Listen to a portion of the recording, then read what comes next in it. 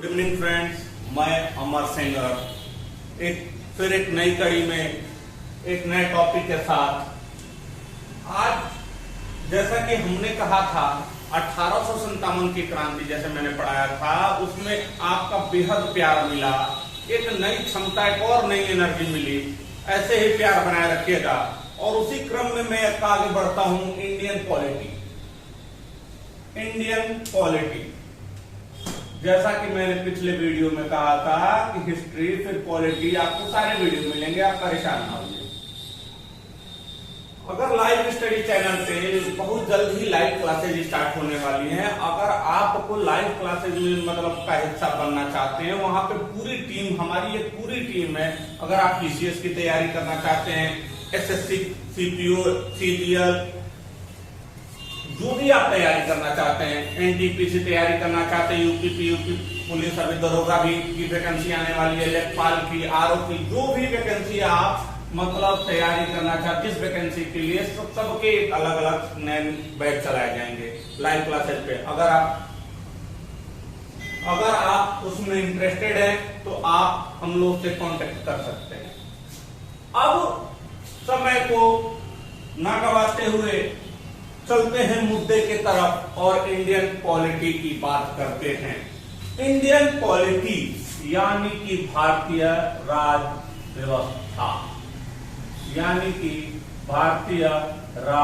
व्यवस्था, नाम से ही साफ साफ तय दिख रहा है कि भारतीय राज व्यवस्था।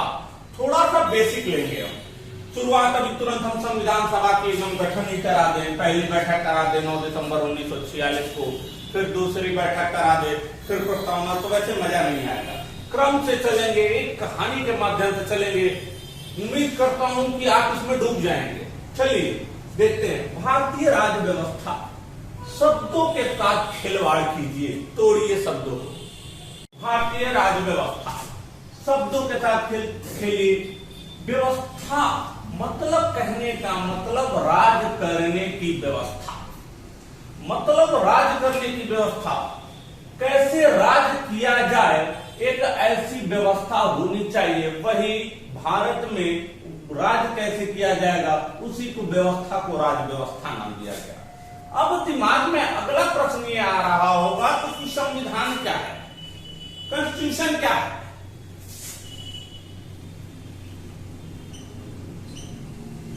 कॉन्स्टिट्यूशन ऑफ इंडिया, भारत का संविधान।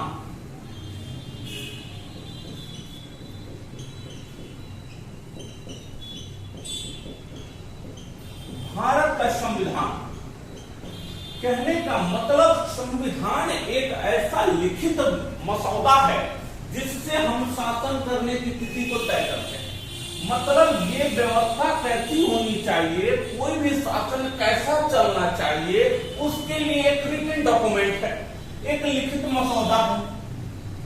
आप ये कह सकते हैं किसी भी व्यवस्था को चलाने के लिए कुछ रिटन, हम लोग एक रिटन डॉक्यूमेंट तैयार किया जाए कि ऐसे ऐसे ऐसे काम चलेगा।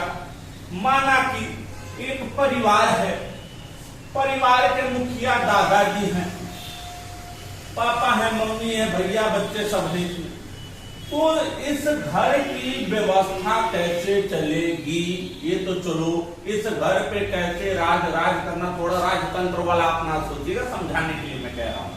एक व्यवस्था कैसी चलेगी, चलिए तो राज व्यवस्था। लेकिन अगर दादाजी ने एक नियम बना दिया, पॉइंट नंबर 1, 2, 3, 4 ऐसे लिखित एक प्रारूप, एक मसौदा बना दिए, एक डॉक्यूमेंट बना दिया, लिख दिए कि देखो ऐसे ऐसे काम करना है। सुबह 6 बजे जागरण, 7 बजे से ये काम, 8 बजे ये काम, 10 बजे ऑफिस जाना है। ठीक, अब एक ऐसा मसौदा बना दिया गया, एक डॉक्यूमेंट बना दिया गया कि इस अनुसार आप अपना पूरा घर चलाएंगे, हमारा घर इस अनुसार, इस नियम के, एक लिखित नियम के वजह से चलेगा। ये हमारा संविधान है। जो व्यवस्था है, जो शासन करना है, उसके बारे में एक रिटन डॉक्यूमेंट, एक रिटन फाइल तैयार की गई। समझाने के तौर पे मैं कह रहा हूं, और उसी के संविधान का आप ये कह सकते हो कि राज करने की व्यवस्था, जहाँ पे शासन करना है उसके लिए जो लिखित मसौदा है वही हमारा भारत का संविधान है। अगर यहाँ भी समझ में ना आए तो और थोड़ा शब्दों के साथ खिलवाड़ करते हैं, तोड़ते हैं, निकालते हैं, देखते हैं कहाँ से क्या क्या आता है। कॉन्स्टिट्यूशन वर्ड को पकड़ लेते हैं बबुआ, और कॉन्स्टिट्यूशन वर्ड जो है ना ये कॉन्स्टिट्यूट से बना है। किससे बना है? कॉन्स्टिट्यूट से। कॉन्स्टिट्यूट अगर वर्ड देखो ना बाबू, ये लैटिन वर्ड से बना है। किससे बना है? Latin word. और ये लैटिन वर्ड और जिसका अर्थ होता है शासन करने वाला सिद्धांत। शासन करने वाला सिद्धांत।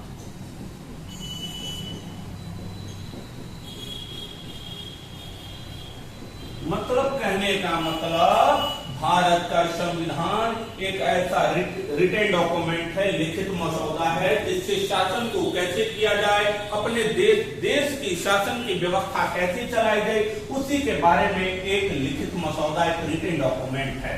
कॉन्स्टिट्यूशन कॉन्स्टिट्यूट नामक वर्ड से बना है, जो लैटिन वर्ड है, जिसका अर्थ ही होता है शासन करने वाला सिद्धांत। अगर आगे बात देखा जाए तो आप दूसरे पॉइंट में ये भी कह सकते हैं कि संविधान क्या करता है? संविधान सरकार के मूल ढांचे को दर्शाता है। किसको दर्शाता है? संविधान सरकार के मूल ढांचे को दर्शाता है। सरकार के मूल ढांचे को दर्शाता है। मतलब संविधान क्या करता है? सरकार के मूल ढांचे को दर्शाता है। और क्या करता है? यही संविधान हमारे स्वतंत्रता को रिप्रेजेंट करता है, अभिव्यक्त करता है। मतलब ये हमारे जो स्वतंत्रता है, मतलब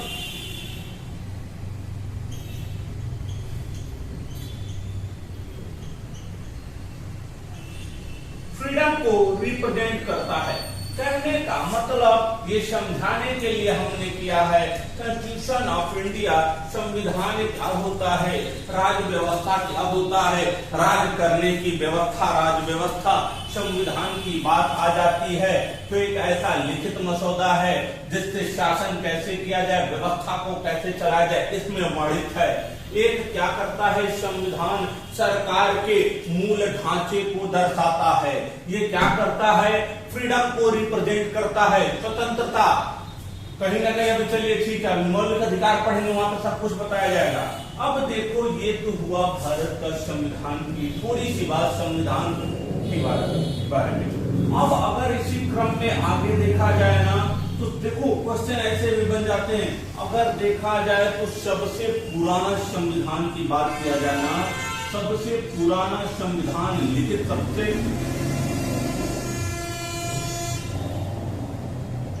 पुराना लिखित संविधान,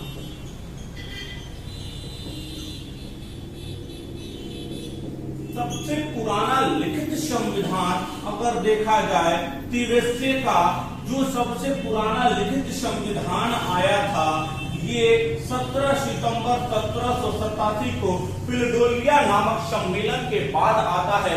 17 सितंबर 1787 को, जबकि पूर्ण रूप से ये आता है 21 जून 1788 को। तो सबसे पुराना लिखित संविधान यूएसए का था, जो 17 सितंबर 1787 को फिलाडेल्फिया सम्मेलन के बाद आता है, जबकि लागू होता है, अप्लाई होता है 21 जून 1788 को। ये देखा जाए तो सबसे पुराना एक लिखित संविधान की बात करते हैं। उसी क्रम में अगर देखा जाए तो सबसे अगर बड़ा संविधान देखा जाए, biggest constitution of in the world, तो ब्रिटेन का था। किसका था? ब्रिटेन का था सबसे बड़ा। लेकिन याद रखिएगा, अगर यहाँ पे लिखित की बात हो रही है, वो अनरिटेन है, अलिखित। तो सबसे बड़ा जो संविधान है, सबसे बड़ा संविधान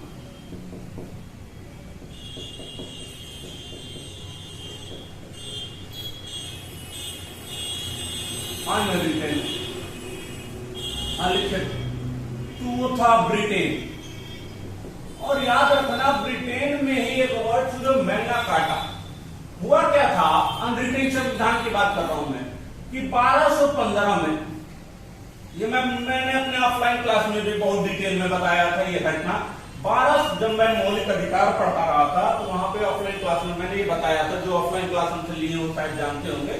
ब्रिटेन में क्या होता है कि 1215 में किसानों और मजदूरों की एक बहुत बड़ी हड़ताल होती है। ब्रिटेन में हड़ताल होती है, रोड पर निकल जाते हैं, अपनी मांग की मांग करते हैं, और उसी मांग के क्रम में एक मतलब ब्रिटेन जो उस समय यहाँ का किंग था, किंग जॉन ने क्या किया, मैग्ना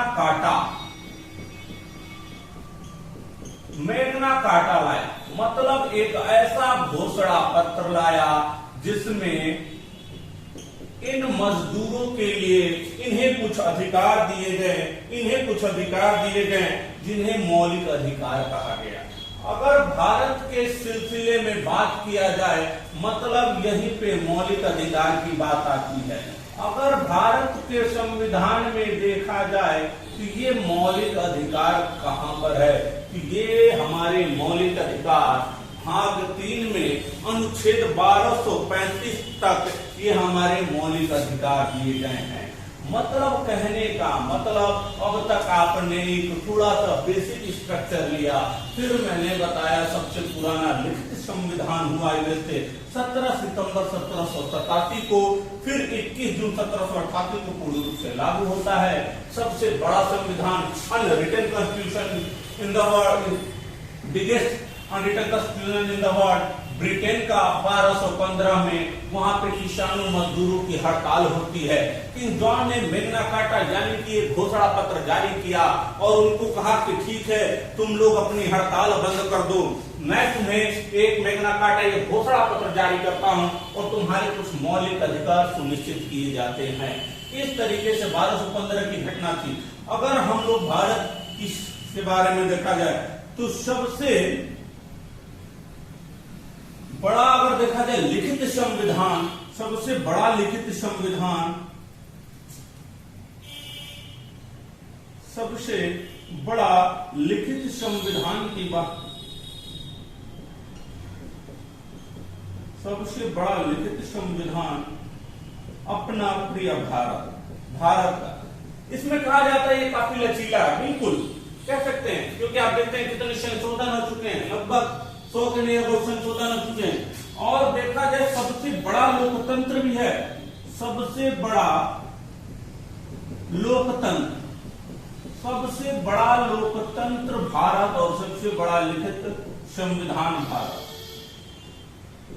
जबकि बात अगर आपको शायद ना पता हो, सबसे छोटा लोकतंत्र की बात किया जाता है तो नौरू। अब नौरू कहाँ है, ये आप कमेंट बॉक्स में कमेंट करना, नौरू कहाँ है, ठीक है, वर्ल्ड मैप में कहाँ है। तो देखा जाए सबसे बड़ा लोकतंत्र भारत, सबसे छोटा लोकतंत्र नौरू। मतलब हमने ये देखा कि कैसे कैसे क्या के संविधान के बारे में एक बेसिक स्ट्रक्चर देखा। आगे हम देखेंगे कि कैसे हमारे संविधान का निर्माण होता है। हमने देखा कॉन्स्टिट्यूशन ऑफ इंडिया, जो कॉन्स्टिट्यूट वर्ड से आया है, ठीक है। अब देखो, अगर आप एनसीईआरटी पढ़ोगे, शुरुआत में पढ़ोगे तो बहुत सारी चीजें मिलेंगी भी। अब देखो, अब क्या होता है कि भारत का संविधान फिर कहां से आया, कैसे आया। देखो, ये तो बेसिक स्ट्रक्चर हो गया। यहां से आपसे सब कुछ क्वेश्चन, सबसे पुराना लिखे संविधान 17 सितंबर 1787, लेकिन उसके बाद अप्लाई 21 जून 1788। सबसे बड़ा अलिखित संविधान ब्रिटेन, मैग्ना कार्टा, मौलिक अधिकार, कैसे किंग जॉन ने क्या क्या किया, 1215 सब कुछ। सबसे बड़ा लिखित संविधान भारत, सबसे बड़ा लोकतंत्र भारत, जबकि सबसे छोटा कहाँ का लोकतंत्र नौरू। मतलब कहने का मतलब लोकतंत्र, यहाँ पे वर्ड लोकतंत्र क्या होता है, मतलब लोकतंत्र ये होता है लोगों का, जनता के ऊपर जनता के लिए किया गया शासन ही लोकतंत्र। मतलब कहने का एक शब्द में केवल जनता का शासन, लोकतंत्र, राजतंत्र नहीं, लोक जनता, जनता का शासन। राजतंत्र में राजा का शासन होता था, लोकतंत्र में लोगों का शासन होगा। ठीक है, इतने में कोई दिक्कत, आई होप तो कि आपको इतने में अभी कोई दिक्कत नहीं होगी। अगर कोई भी दिक्कत होगी आप कमेंट बॉक्स में कमेंट कर सकते हैं।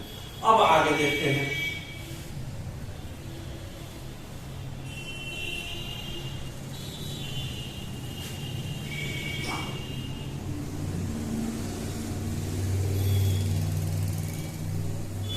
बिल्कुल जुनून के साथ लगे रहिए पढ़ाई में। बिल्कुल ये ना सोचिए कि आपसे नहीं हो पाएगा, सब कुछ आप ही के अंदर है, केवल सोच का फर्क है। आप ये सोच लो कि नहीं हमसे नहीं हो पाएगा तो नहीं हो पाएगा, कोई नहीं करा पाएगा। रही बात हमारी, तो टीचर आपको केवल पढ़ा सकता है, मेहनत आपको करना है बाबू। एक बार लग जाओ अच्छे से, ठीक है, 4 साल बनाम 40 साल, वही, या तो 4 साल अच्छे से लग जाओ। मैं 4 साल नहीं कहूंगा, जल्दी ही लग जाएगी अगर आप ईमानदारी से मेहनत करते हो। फिर 40 साल आराम करो। तो मतलब कहने का मतलब एक बार अच्छे से लग जाइए, वो सारी क्षमता, सारी जुनून है, मुझे पूरा विश्वास है आपके ऊपर। आप ऐसे बहादुर सैनिक हैं, एक ऐसे बहादुर सैनिक हैं जो राजा बनने में काफी टाइम नहीं लगने वाला है। तो चलिए इसी क्रम में आगे चलते हैं। अब देखो, बात होती है संविधान की। तो संविधान जब आएगा तो संविधान बनेगा कैसे? संविधान को बनाएगा कुछ ना कुछ तो चाहिए ना, कुछ ना कुछ लोग चाहिए ना संविधान को बनाने के लिए। अगर वही बात देखा जाए, भारत के सिलसिले में देखा जाए, तो सबसे पहले 1895 में बीडी तिलक ने, बाल गंगाधर तिलक ने 1895 में स्वराज शब्द का प्रयोग किया। उन्होंने कहा था कि स्वराज हमारा जन्म सिद्ध अधिकार है। बीडी तिलक 1895 में कहे थे बाल गंगाधर तिलक, स्वराज हमारा जन्म सिद्ध अधिकार है। जबकि उसी क्रम में 1922 में महात्मा गांधी ने बोला था, महात्मा गांधी जी ने एक बात बोली थी,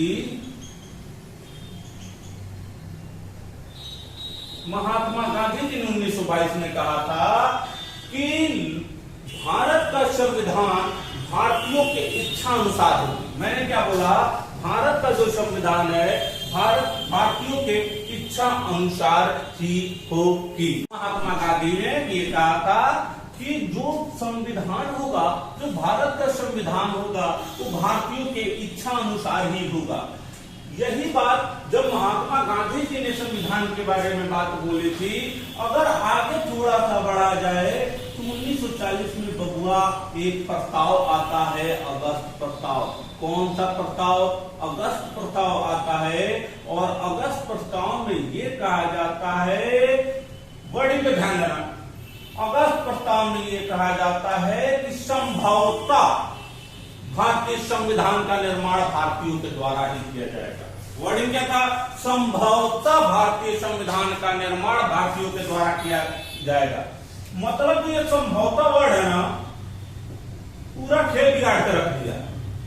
ठीक, बहुत सारे ऐसे वर्ड होता है कि संभवतः, ये जो संभवतः वर्ड है ना, तो मतलब बहुत कुछ, जैसे मान लीजिए क्या होता है कि शादी हुई, एक लड़के की शादी हुई, तो बहुत डरपोक था, तो सब गए अपने दोस्तों यारों के पास गया, दोस्तों यारों से पूछा, यार हमारी शादी हो रही है, हमें तो बड़ा डर लग रहा है, हम कैसे बात करेंगे।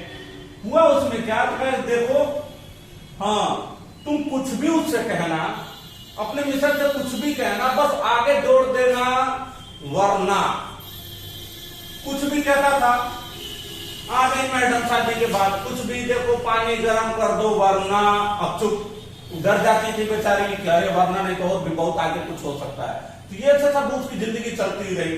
खाना जब दिला वरना रुक जाता था। ठीक, तो वर्डिंग का खेल होता है ना, इसलिए मैं एक कहानी थोड़ी सी बता रहा हूँ हंसाने के लिए, आपको बोर ना होना।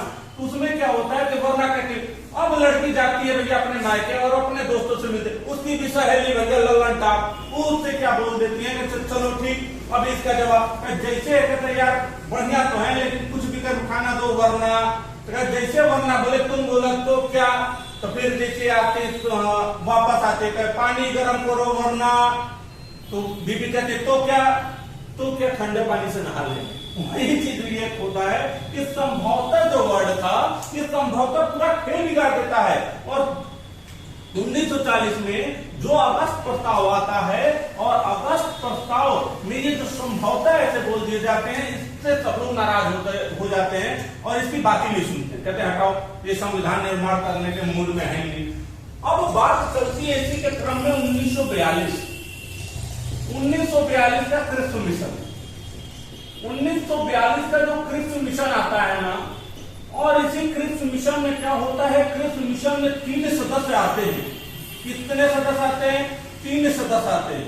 और इसी का जो अध्यक्ष था स्टेफोर्ड क्रिप्स। कौन था? स्टेफोर्ड क्रिप्स रहता है, अध्यक्ष स्टेफोर्ड क्रिप्स रहता है। और इसमें 2 सदस्य और रहते हैं, 2 सदस्य और रहते हैं, ए.बी. अलेक्जेंडर और पैट्रिक लॉरेंस।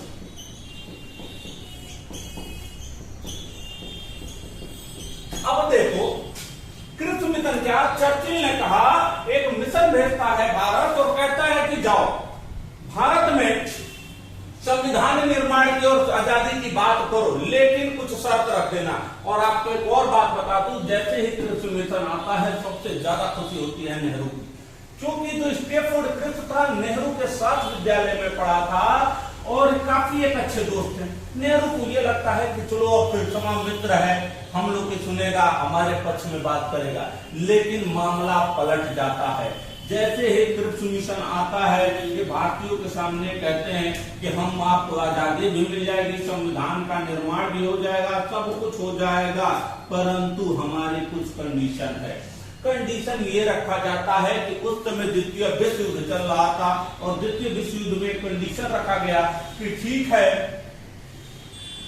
द्वितीय विश्व युद्ध में कंडीशन रखा जाता है कि भारतीय आप लोग क्या कीजिए, भारतीय सैनिक को युद्ध में लगाइए, अगर हम लोग युद्ध जीत जाते हैं तो हम आपकी बिल्कुल मदद करेंगे। अगर भारतीय सैनिकों की कोई क्षति हो जाती है, घायल हो जाते हैं, कुछ हो जाता है, कैजुअलिटी हो जाती है, तो उसकी जिम्मेदारी हम नहीं लेंगे।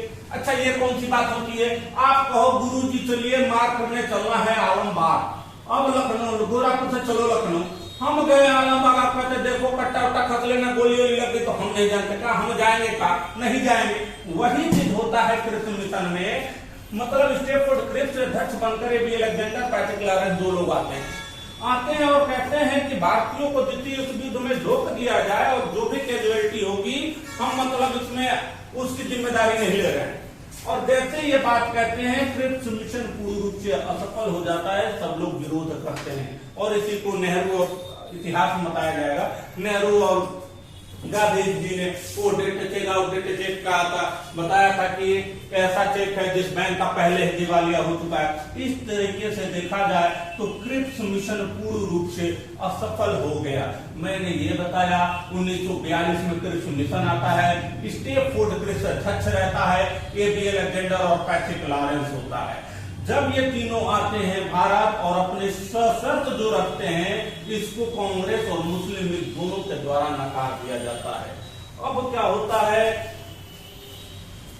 आगे देखते हैं। क्रिप्स मिशन तो बात बनी ही नहीं, मतलब अभी भी देखा जाए तो जो संविधान की बात अभी तक क्लियर हो नहीं पा रहा था। अब होता क्या है कि इंग्लैंड में द्वितीय विश्व युद्ध की समाप्ति के बाद 1945 के बाद अगर देखा जाए तो देखो अंग्रेजों ने एक बार और ऐसा खेल किया था। प्रथम विश्व युद्ध के दौरान कहा था कि आप लोग हमारा सहयोग कीजिए, हम आपको आजादी देंगे। गांधी जी ने बहुत अहम भूमिका निभाई। गांधी जी की कोई गलती नहीं थी। गांधी जी ने सोचा चलो विश्वास कर लिया कि चलो ठीक है भाई, अंग्रेज कह रहे हैं, हो सकता है हमारी मदद कर। गांधी ने क्या किया, घूम घूम के घरों घरों सबके गए और सेना में भर्ती के लिए मतलब प्रेरित किए, और इसी वजह से गांधी जी को सार्जेंट भी कहा गया। ठीक, चलिए आगे जब हिस्ट्री पढ़ेंगे, आधुनिक भारत पढ़ेंगे तो बताया जाएगा। अब देखो, अब आगे क्रम में देखा जाए तो कैबिनेट मिशन होता क्या है। 1945 के द्वितीय विश्व युद्ध के बाद इंग्लैंड में, ब्रिटेन में चुनाव कराए जाते हैं, और इस चुनाव में लेबर पार्टी का एक नेता रहता है। किस पार्टी का? लेबर पार्टी का नेता रहता है क्लीमेंटन एटली। क्लीमेंटन एटली जो नेता रहता है यह चुनाव जीत जाता है और प्रधानमंत्री बन जाता है। जैसे ही प्रधानमंत्री क्लिमेंटन एटली बनता है, ये अपने कॉमन हाउस में मतलब एक भाषण देता है और वो भाषण देता है 15 मार्च 1946 को हाउस ऑफ कॉमन। मतलब लेबर पार्टी का नेता क्लिमेंटन एटली 1946 में जीत कर आता है और 15 मार्च 1946 को हाउस ऑफ कॉमन में स्पीच देता है और पहली बार भारत के लिए स्वाधीनता वर्ड का प्रयोग करता है। पहली बार भारत के लिए स्वाधीनता शब्द का प्रयोग करता है कौन?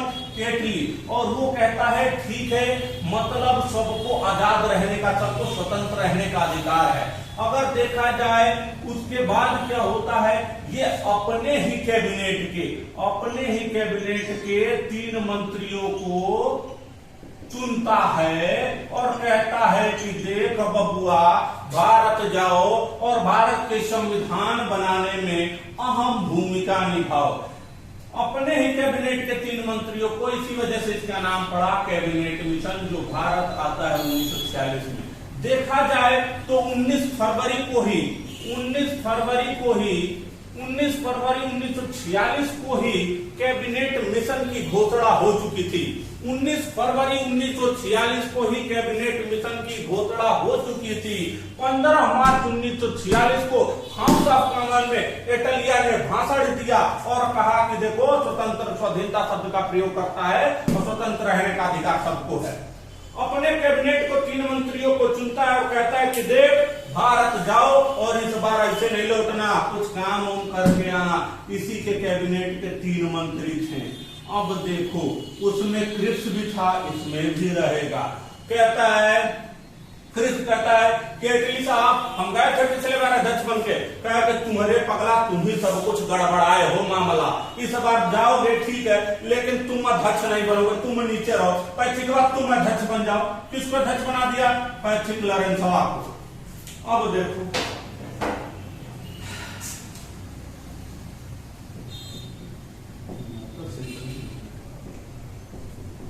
पैथिक लॉरेंस को किसको अध्यक्ष बना दिया? पैथिक लॉरेंस को। अब देखो, पैथिक लॉरेंस इसमें अध्यक्ष बन जाता है और इसमें एबी अलेक्जेंडर और स्टेफोर्ड क्रिप्स।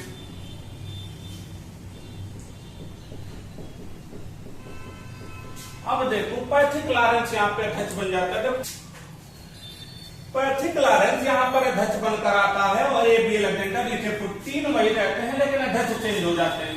जैसे ही यह भारत आते हैं, वो डेट रहती है बबुआ 24 मार्च 1946। कब? 24 मार्च 1946 को कैबिनेट मिशन भारत आता है। कैबिनेट मिशन इंडिया आता है, भारत आता है कैबिनेट मिशन। जब कैबिनेट मिशन आता है, कैबिनेट मिशन कांग्रेस, मुस्लिम लीग सब लोग थे। ये हुआ कि चलो, कैबिनेट मिशन जब आता है भारत, और कैबिनेट मिशन मोहम्मद अली जिन्ना भी उस समय मतलब हमेशा पाकिस्तान की मांग करते हैं, लेकिन कैबिनेट मिशन ने इस मांग को ठुकराया और कैबिनेट मिशन ने रिपोर्ट प्रस्तुत की। एक रिपोर्ट प्रस्तुत की कि संविधान, कैबिनेट मिशन ने एक रिपोर्ट प्रस्तुत की कि संविधान बनाने के लिए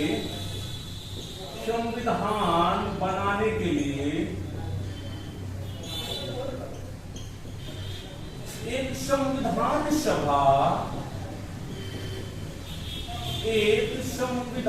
सभा का निर्माण हो, एक संविधान सभा का निर्माण हो, जिसमें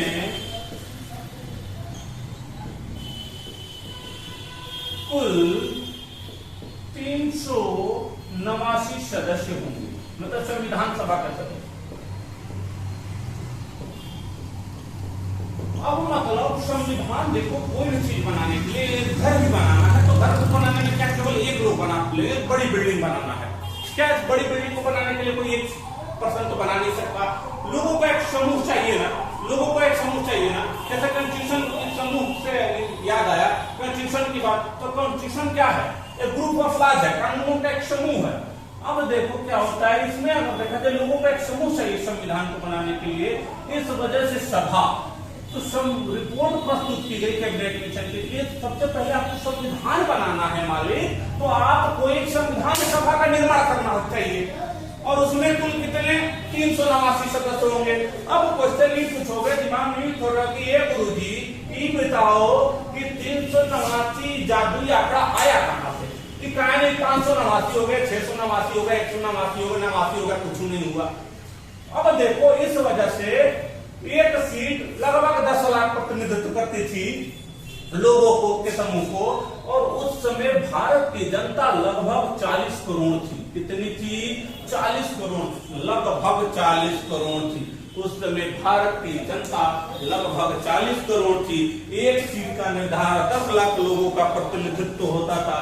इस वजह से मतलब 389 सदस्य की ही बात हुई।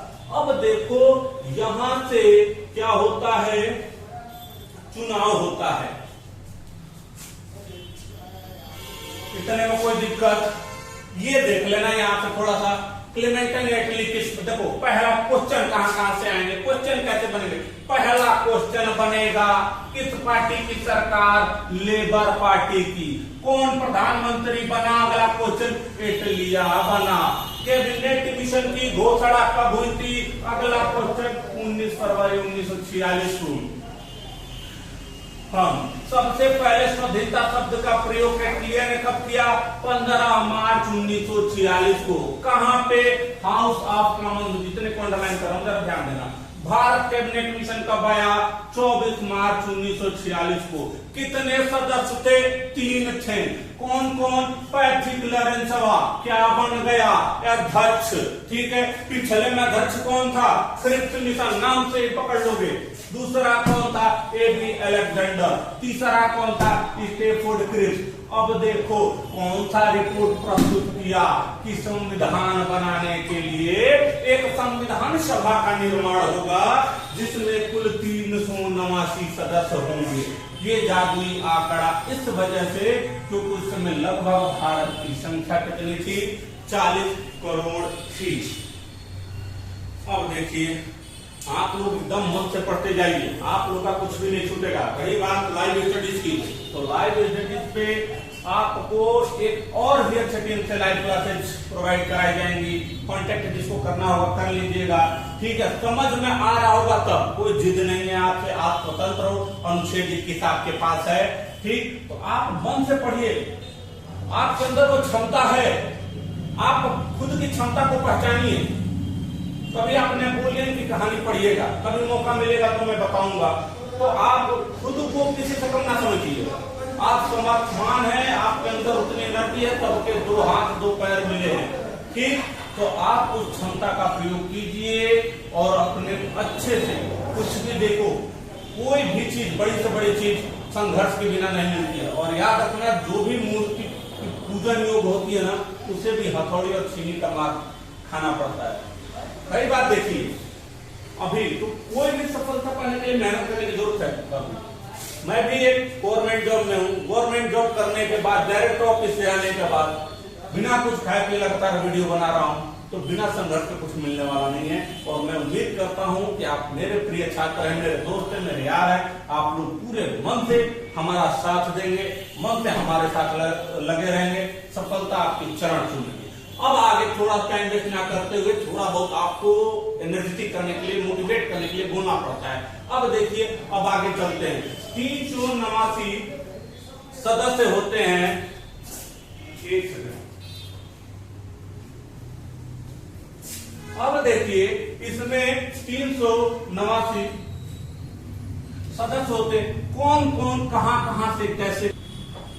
अब देखिए क्या होता है, इसमें जो चुनाव होते हैं बाबू, तो 292 ब्रिटिश प्रांत से, कहां से?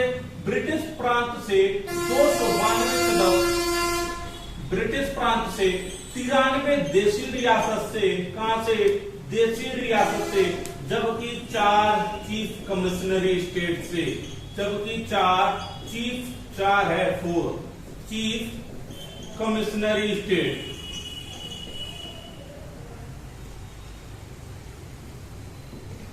Chief commissionery state. Commissionery state like केंद्र शासित प्रदेश जानते हो ना, वैसा ही था। अगर देखा जाए कि ये मतलब आपका 4 चीफ कमिश्नरी क्षेत्र कौन कौन सा था, तो एक तो हमारा राजधानी दिल्ली था, दूसरा कर्नाटक वाला कुर्ग था, तीसरा अगर देखा जाए तो ये आपका गुजरात राजस्थान में अजमेर मेरवाड़ा, जबकि चौथा बलूचिस्तान।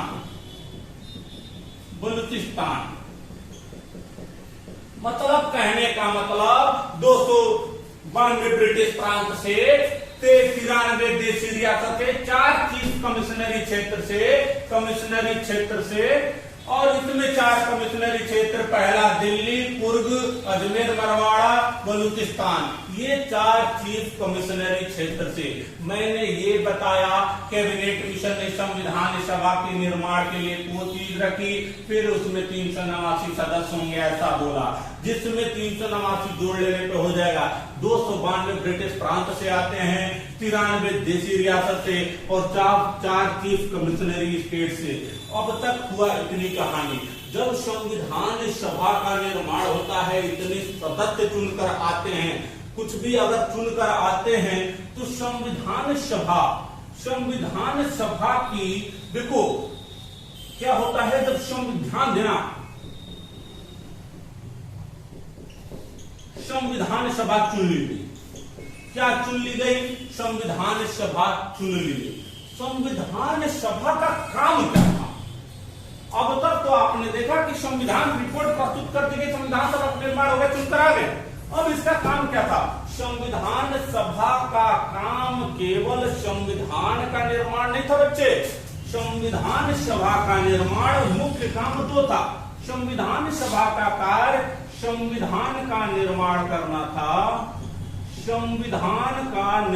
करना था, जबकि दूसरा काम इसका था संसद के रूप में। किसमें? संसद के रूप में। याद रख लेना, संविधान सभा के कितने काम? 2 काम। पहला काम क्या?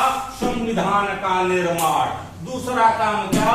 संसद के रूप में क्वेश्चन घुमाएगा, क्वेश्चन पूछेगा। जब संविधान सभा का निर्माण का कार्य होता था, संविधान का निर्माण का कार्य होता था, अध्यक्षता कौन करते थे? डॉक्टर राजेंद्र प्रसाद। कौन? डॉक्टर राजेंद्र प्रसाद, बिहार के रहने वाले थे, पहले प्रेसिडेंट। जब संसद के रूप में होता था तो कौन करते थे अध्यक्षता? जीबी मालवणकर। मतलब संविधान का निर्माण के समय अध्यक्ष कौन थे? डॉक्टर राजेंद्र प्रसाद। कौन? संसद के रूप में कौन? प्रेसिडेंट कौन थे? जीबी मालवणकर। ये हुआ संविधान सभा का कार्य। अब संविधान सभा चुनकर आ गई। कहानी बड़ी दिलचस्प रही। कॉन्स्टिट्यूशन, भारतीय राज्य व्यवस्था कॉन्स्टिट्यूट से बना है, जिसका शासन करने वाला सिद्धांत होता है। फिर 1922 में महात्मा गांधी ने कहा कि भारतीयों की इच्छा अनुसार संविधान का निर्माण होगा। फिर उसके बाद क्या होता है? 1940 में अगस्त प्रस्ताव में कहा गया संभवतः भारतीय संविधान का निर्माण भारतीयों के द्वारा कराया जाएगा।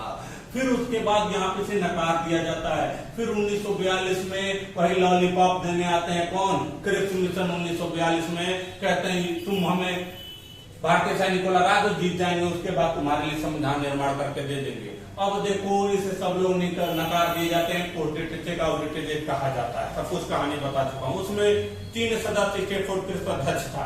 उसके बाद द्वितीय विश्व युद्ध के बाद चुनाव होता है। लेबर पार्टी का क्लेमेंटन एटली जीत कर आता है और यहाँ पे कैबिनेट मिशन भारत भेजता है 24 मार्च 1946, जिसकी अध्यक्षता कौन करता है?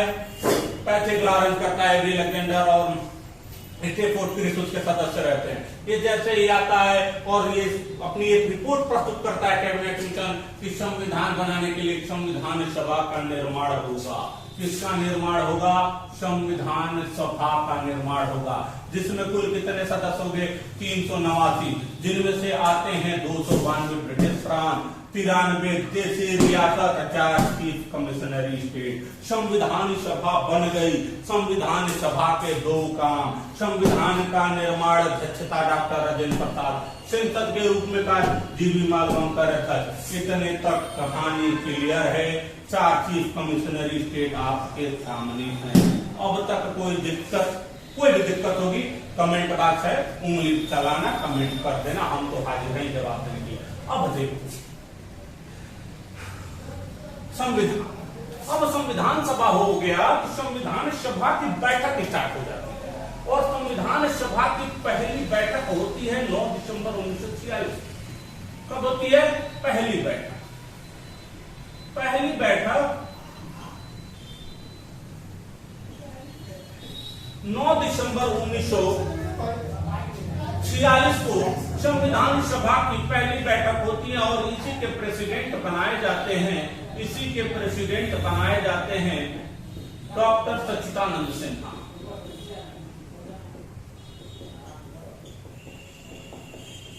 पूछा जाएगा क्यों, आखिर इनको क्यों बनाया गया? सबसे वयोवृद्ध थे, सबसे ज्यादा उम्र दराज थे, तो पहली बैठक 9 दिसंबर 1946 को, जिसके अध्यक्ष थे डॉक्टर सच्चिदानंद सिन्हा, और मुस्लिम लीग ने इसका पूर्ण रूप से बहिष्कार किया। जब मुस्लिम लीग ने संविधान सभा की पहली बैठक का बहिष्कार किया, चर्चिलवा को मौका मिल गया, चलो ठीक है, घर में झगड़ा कर रहे, कुछ ना कुछ बोला जाएगा, और वही चर्चिल ने एक कथन जारी किया था और कहा था ये तो संविधान सभा की पहली बैठक ऐसे लग रही है कि एक ऐसी बारात है जिसकी दुल्हन ही कहीं भाग गई है, मतलब जिसकी दुल्हन ही गायब है, एक ऐसी बारात है जिसकी दुल्हन गायब है। ये कथन किसका था? चर्चिल के था। किसके संदर्भ में? संविधान सभा की पहली बैठक। क्वेश्चन पूछा जाएगा, संविधान सभा की पहली बैठक कब हुई थी? 9 दिसंबर 1946 को हुई थी। प्रेसिडेंट कौन थे? डॉक्टर सच्चिदानंद सिन्हा थे, सबसे वयोवृद्ध। मुस्लिम लीग ने इसका बहिष्कार किया। दूसरा, अगर देखा जाए, क्वेश्चन हो सकता है, आप हमारे स्टूडेंट हैं, मैं नहीं चाहता हूं आपका एक भी क्वेश्चन छूटे, हो सकता है और डीप में अगर आप जाना चाहो कि संविधान में इस पहली बैठक में कुल कितने सदस्य भाग लिए थे? 207 सदस्य भाग लिए थे। आप कहोगे गुरु जी 389 चुनवा रहे हो और खाते मतलब 207 ही। मैंने बताया बाबू कि मुस्लिम लीग पहले से ही इसका बहिष्कार करिए, मुस्लिम लीग से सदस्य तो नहीं ही रहते। अगर 93 घटाओगे ना, सॉरी, अगर आप घटा दोगे 73 भी घटा दोगे ना मुस्लिम लीग के सदस्य, फिर भी 73 घटा दोगे फिर भी वो आंकड़ा नहीं आएगा। 93 देशी रियासत वाले भी कंफ्यूज थे कि जाए कि ना जाए, इस वजह से इसमें केवल 207 ही सदस्य गए थे, पहली बैठक में भाग लिए थे, जिसमें कुल 9 महिलाओं ने भाग लिया था। कुल कितनी? 9 महिलाओं ने भाग लिया था। अभी तक आपको बहुत सारे कंफ्यूजन मतलब मिलते होंगे, और मैं चाहता हूँ कंफ्यूजन आज के बाद खत्म हो जाए हमेशा के लिए। संविधान सभा में कुल कितनी महिला सदस्य थी? आप आंसर दे देते हो 9, जबकि गलत है बाबू। कुल कितनी सदस्य थी? 15 सदस्य थी।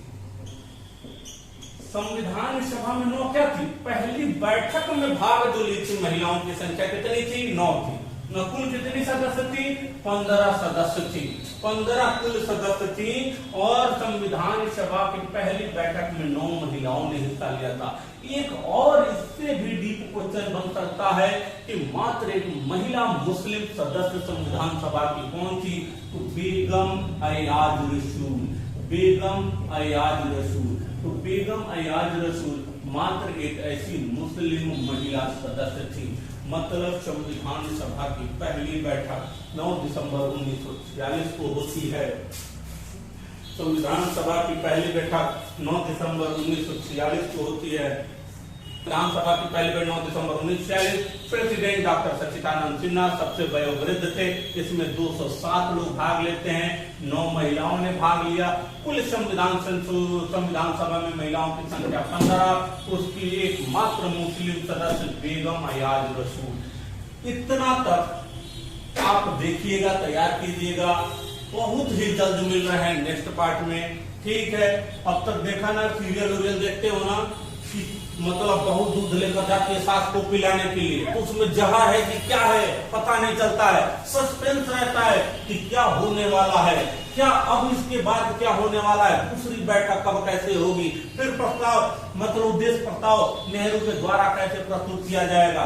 ये सब कहानी जानने के लिए बहुत जल्द ही आ रहा है मेरा अगला एपिसोड लाइव स्टडी चैनल पर। अगर इस वीडियो में अगर जो भी समझ में ना आए, आप आराम से कमेंट बॉक्स में अपनी उंगली चलाना पूछ सकते हो। अगर भूल बस कोई गलती हो गई हो तो मैं हाथ जोड़ के उसके लिए क्षमा चाहता हूँ। इतना कहकर मैं अपनी वाणी को विराम देता हूँ। जय हिंद, जय भारत, जय जय महाभारत।